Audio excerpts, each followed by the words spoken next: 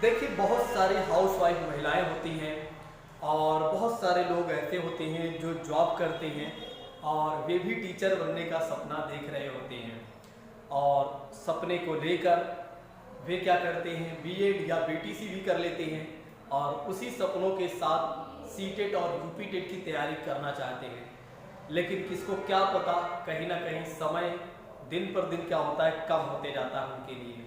क्योंकि स्टार्टिंग का समय कुछ और होता है और बाद का समय कुछ और हो जाता है। धीरे धीरे समय कहीं ना कहीं कम होते जाता है, जिसकी वजह से उन्हें ये लगने लगता है कि अब हमें तैयारी छोड़ देना चाहिए और अब हमें क्या करना चाहिए, अपने घर के कामों में ही लगे रहना चाहिए। तो मैं उन सभी अभ्यर्थियों से कहना चाहूँगा जो वाकई में चाहते हैं टीचर बनना, तो वे अगर चाहें तो अपनी तैयारी को बेहतर कर सकते हैं और सफल भी हो सकते हैं और टीचर भी बन सकते हैं। बस उन्हें क्या करना होगा, अपने टाइम को मैनेज करना होगा। टाइम को मैनेज करने के 2 से 3 तरीके हैं।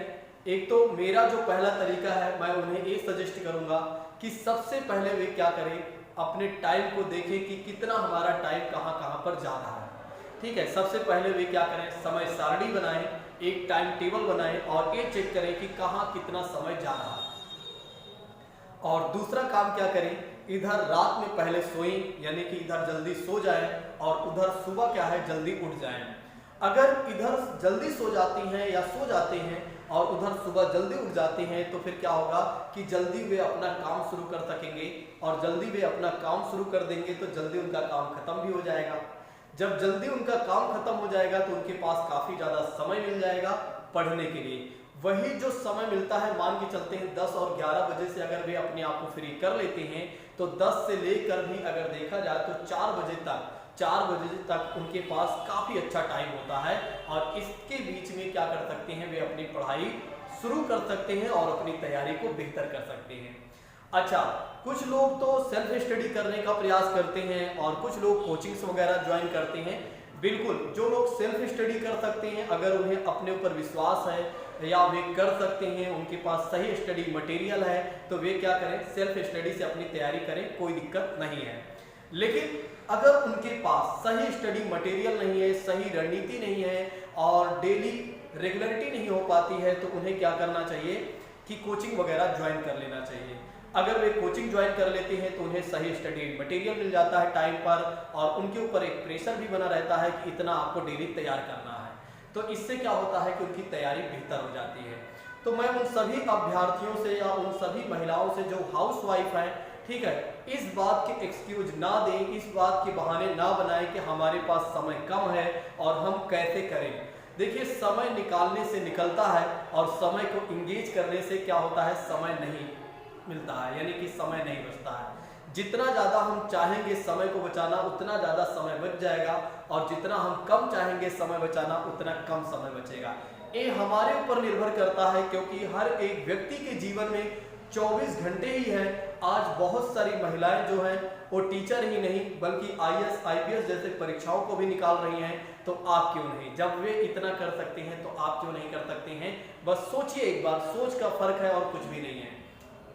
कहने का मतलब ये है कि अगर हम चाहें, अगर हमारे अंदर दृढ़ संकल्प हो जाए कि हमें इस काम को करना है, तो उस काम को हम कर सकते हैं। ये हमारी इच्छाओं पर निर्भर करता है और ये हमारे खुद पर निर्भर करता है।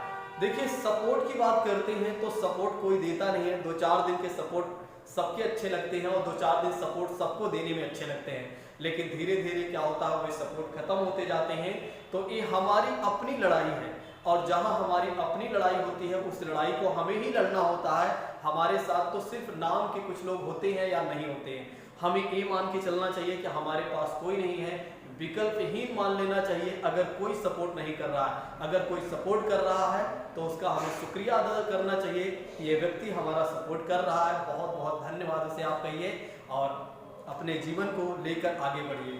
अगर आप वाकई में चाहते हैं कि आपका सिलेक्शन हो जाए, अगर आप सेल्फ स्टडी करना चाहते हैं तो सेल्फ स्टडी करते रहिए। अगर कोचिंग क्लास लेना चाहते हैं तो आप हमारी एकेडमी को भी ज्वाइन कर सकते हैं। यहाँ कोई ये ना सोचे कि प्रवीण सर अपनी कोचिंग को प्रमोट करने के लिए ऐसा कह रहे हैं। ऐसा कोई बात नहीं है। अगर कोई नहीं भी करना चाहता है तो ना करे, ठीक है। उसे कहीं और ज्वाइन करना चाहता है तो कहीं और भी ज्वाइन कर सकता है। यहाँ हमारी बातें नहीं हैं, यहाँ आपकी बातें हैं, ठीक है। तो यहाँ हमारी बातें नहीं है, यहाँ आपकी बातें हैं। जहाँ आपकी बातें हैं वहाँ हमारी तो कोई बातें हो ही नहीं सकती है, ठीक है। तो आप मेहनत करिए। अगर आपके पास और भी कोई रिसोर्सेज चाहिए, जैसे फ्री स्टडी मटेरियल कुछ लोगों को चाहिए तो हमारे द्वारा प्रोवाइड करा दी जाएंगी। अगर कोई कोचिंग क्लास नहीं ले सकता है, किसी के पास पैसों की समस्या है या जिस तरह की कोई समस्याएं हैं, ठीक है, वो नहीं आ सकता है, तो कुछ नोट्स हमारे द्वारा फ्री ऑफ कॉस्ट भी प्रोवाइड करा दी जाएंगी। नहीं टेट वाली क्लास को ज्वाइन करके रखे, यहाँ पर बहुत सारी क्लासेस शेयर की जाती हैं, बस उन्हीं को भी देखते रहते हैं, तब भी उनका सिलेक्शन हो जाएगा। तो मैं उन सभी छात्रों, उन सभी अभ्यर्थियों से कहना चाहूँगा, यदि वे वाकई में चाहते हैं कि इसी वर्ष उनका चयन हो जाए तो ज्वाइन कर ले वे टेट वाली क्लास को। और अगर कोई गाइडेंस चाहते हैं तो हमसे जुड़े रहें और हमारे नंबर पर व्हाट्सएप कर सकते हैं 8920340192 पर। वे क्या करें, हमें व्हाट्सएप करें, हमारे टीम द्वारा, हमारे द्वारा जरूर गाइडेंस दिया जाएगा।